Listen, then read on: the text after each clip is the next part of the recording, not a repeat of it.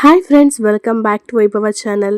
ಇವತ್ತು ನಾನು ತೋರಿಸ್ತಾ ಇರೋ ರೆಸಿಪಿ ಬಂದು ಚೀಸ್ ಕೇಕು. ಸಕ್ಕತ್ತಾಗಿತ್ತು ಅಂತ ಹೇಳ್ಬೋದು. ಮೊದಲಿಗೆ ನೋಡಿ, ಅರ್ಧ kg ಬೆಣ್ಣೆ ತೊಗೊಂಡು ಅದನ್ನು ಇಷ್ಟು ಕಟ್ ಮಾಡ್ಕೊತಾ ಇದ್ದೀನಿ. ಅದನ್ನು ಚಿಕ್ಕದಾಗಿ ಸ್ಲೈಸ್ ಮಾಡಿಕೊಂಡು ಇದನ್ನು ಇದೀಗ ಕರಗಿಸ್ಕೋಬೇಕು. ಹಾಗಾಗಿ ಚಿಕ್ಕದಾಗಿ ಕಟ್ ಮಾಡ್ಕೊತಾ ಇದ್ದೀನಿ. ಈ ರೀತಿ ಒಂದು ಬೌಲಲ್ಲಿ ಹಾಕ್ಕೊಂಡು ಕರಗಿಸ್ಕೋಬೇಕು. ಅದು ಕರಗೋ ಅಷ್ಟರಲ್ಲಿ ಇಲ್ಲಿ ನಾನು ಪಾರ್ಲೇಜಿ ಬಿಸ್ಕೆಟ್ ತೊಗೊಂಡಿದ್ದೀನಿ. ಯಾವ ಬಿಸ್ಕೆಟ್ ಬೇಕಾದ್ರೂ ತೊಗೋಬೋದು, ಬಟ್ ಪಾರ್ಲೇಜಿ ಬಿಸ್ಕೆಟ್ ತೊಗೊಂಡ್ರೆ ಸ್ವಲ್ಪ ಟೇಸ್ಟು ಸಕ್ಕತ್ತಾಗಿರುತ್ತೆ. ಎರಡು ಬಿಸ್ಕೆಟ್ನ ಚೆನ್ನಾಗಿ ಪುಡಿ ಮಾಡ್ಕೊತಾ ಇದ್ದೀನಿ. ಈಗ ಅದನ್ನು ಒಂದು ಪ್ಲೇಟ್ಗೆ ಹಾಕ್ಕೊಂಡು ನೋಡಿ, ಬೆಣ್ಣೆ ಚೆನ್ನಾಗಿ ಕರಗಿದೆ. ಈಗ ಸ್ವಲ್ಪನೇ ಬೆಣ್ಣೆ ಹಾಕ್ಕೊಂಡು ಕಲಿಸ್ಕೋಬೇಕು. ನಾವು ಸ್ವಲ್ಪನೇ ಹಾಕ್ಕೊಂಡು ಮಿಕ್ಸ್ ಮಾಡ್ಕೋಬೇಕು. ಜಾಸ್ತಿ ಹಾಕಿದ್ರೆ ಮುದ್ದೆ ರೀತಿ ಆಗುತ್ತೆ. ಹಾಗಾಗಿ ಸ್ವಲ್ಪನೇ ಹಾಕ್ಕೊಂಡು ಮಿಕ್ಸ್ ಮಾಡ್ತಾ ಇದ್ದರೆ ಇದು ಕ್ರಿಸ್ಟಲ್ ರೀತಿ ಫಾರ್ಮ್ ಆಗುತ್ತೆ. ಈಗ ನೀರು ಹಾಕಿದ್ರೆ ಮೆತ್ತಗಾಗ್ಬಿಡುತ್ತೆ, ಬಟ್ ಇದು ಆ ರೀತಿ ಆಗಲ್ಲ. ಬೆಣ್ಣೆ ಹಾಕಿರೋದ್ರಿಂದ ಕ್ರಿಸ್ಟಲ್ ಥರ ಇರುತ್ತೆ. ಸಖತ್ತಾಗಿರುತ್ತೆ ಟೇಸ್ಟ್ ಮಾತ್ರ. ಈಗ ಒಂದು ಜಾರ್ ಕಂಟೈನರ್ ತೊಗೊಂಡಿದ್ದೀನಿ ನಾನು. ನೋಡಿ, ಈ ರೀತಿ ಜಾರ್ ತೊಗೊಂಡು ಅದಕ್ಕೆ ನಾನು ಫುಲ್ ಲಾಸ್ಟ್ ಬೇಸಾಗಿ ಲೇಯರ್ ರೀತಿ ಕೂರೋ ರೀತಿ ಬಿಸ್ಕೆಟ್ನ ಹಾಕ್ಕೊತಾ ಇದ್ದೀನಿ. ಅದು ಬಂದು ಸ್ಟಿಫಾಗಿ ಕೂರಬೇಕು, ಗಟ್ಟಿಯಾಗಿ ನೀಟಾಗಿ ಕುತ್ಕೋಬೇಕು ಕೆಳಗಡೆ ಲೇಯರು. ಹಾಗಾಗಿ ನಾನು ನೀಟಾಗಿ ಫಿಕ್ಸ್ ಮಾಡ್ತಾಯಿದ್ದೀನಿ ಸ್ಪೂನಿಂದ. ಮಿಕ್ಕಿದ್ದನ್ನೆಲ್ಲ ಮತ್ತು ನಾನು ಇನ್ನೊಂದು ಬೌಲ್ಗೆ ಬಾಕ್ಸ್ ಬರುತ್ತಲ್ವ, ಪಾರ್ಸಲ್ ಬಾಕ್ಸು, ಅದಕ್ಕೆ ಫಿಕ್ಸ್ ಮಾಡ್ಕೊತಾ ಇದ್ದೀನಿ. ಇದು ಫಿಕ್ಸ್ ಆದ ನಂತರ 10 ಮಿನಿಟ್ಸು ಫ್ರಿಜ್ಗೆ ಇಡಬೇಕು. ಎಷ್ಟು ಆಗುತ್ತೋ ಅಷ್ಟು ಟೈಟಾಗಿ ಫಿಟ್ ಮಾಡಬೇಕು.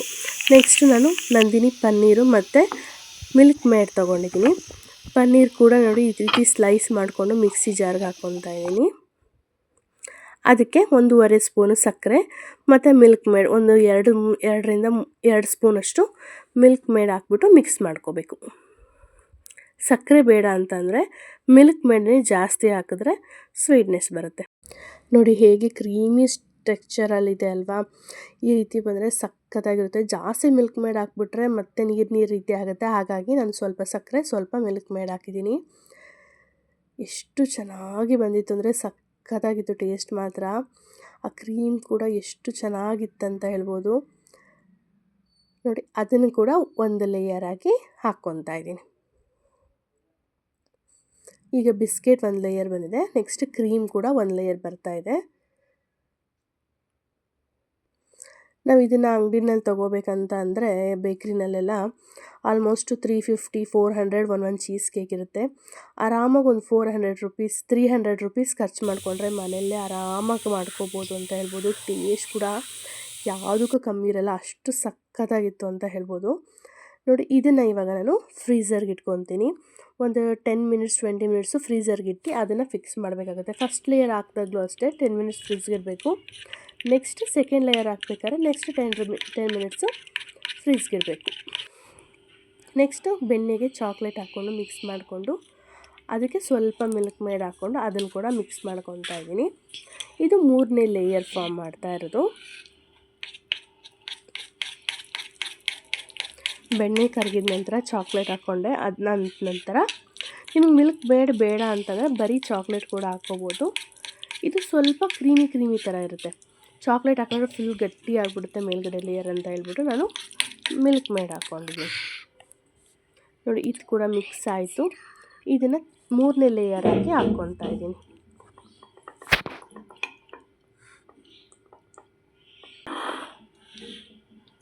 ಎರಡಕ್ಕೆ ಕೂಡ ಹಾಕ್ಕೊಂಡು ನೀಟಾಗಿ ಸೆಟ್ ಮಾಡ್ಕೋಬೇಕು. ಇವಾಗ ನೋಡಿ 3 ಲೇಯರು ಕಾಣ್ತಾ ಇದೆ ಅಲ್ವಾ. ಈಗ ಇದನ್ನು ನಾನು ಫ್ರಿಜ್ಗೆ ಅರ್ಧ ಗಂಟೆ ಇಟ್ಟಿದ್ದೀನಿ. ಅರ್ಧ ಗಂಟೆ ಇಟ್ಬಿಟ್ಟು ತೆಗೆದಿರೋದು. ಇವಾಗ ಇಲ್ಲಿ ಮೇಲ್ಗಡೆ ಸ್ವಲ್ಪ ಚಾಕ್ಲೇಟ್ ಮೆಲ್ಟ್ ಮಾಡಿ ಹಾಕಿದ್ದೆ, ಹಾಗಾಗಿ ಅದಂಗೆ ಕಾಣ್ತಾ ಇದೆ. ನೋಡಿ, 3 ಲೇಯರು ಹೇಗಿತ್ತು ಅಂದರೆ ಸಖತ್ತಾಗಿತ್ತು ಅಂತ ಹೇಳ್ಬೋದು. ನನ್ನ ಮಕ್ಕಳಿಗಂತೂ ತುಂಬ ಇಷ್ಟ ಆಯಿತು. ಮತ್ತೆ ಮಾಡಿಕೊಡು ಅಂತ ಹೇಳ್ತಾರೆ. ಅಷ್ಟು ಚೆನ್ನಾಗಿತ್ತು. ಮತ್ತು ನನ್ನ ತಮ್ಮನ ಬರ್ಡೇಗೆ ಅಂತ ಹೇಳ್ಬಿಟ್ಟು ಮಾಡಿಕೊಟ್ಟಿದ್ದು. ಅವನು ಕೂಡ ರಿವ್ಯೂ ಹೇಳ್ತಾನೆ ಹೇಗಿದೆ ಅಂತ. ನೋಡಿ,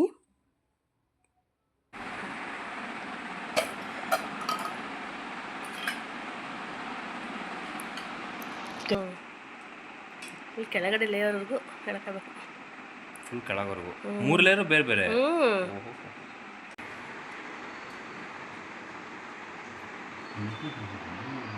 ತಗೊಳ್ಳಿದೆ. ಅವನು ಕೂಡ ಸಖತ್ತಾಗಿದೆ ಅಂತ ಹೇಳ್ದ. ನಿಮಗೂ ಇಷ್ಟ ಆಗಿದ್ರೆ ಲೈಕ್ ಮಾಡಿ, ಶೇರ್ ಮಾಡಿ, ಹಾಗೆ ಟ್ರೈ ಮಾಡಿ, ಸಬ್ಸ್ಕ್ರೈಬ್ ಮಾಡಿ. Thank you.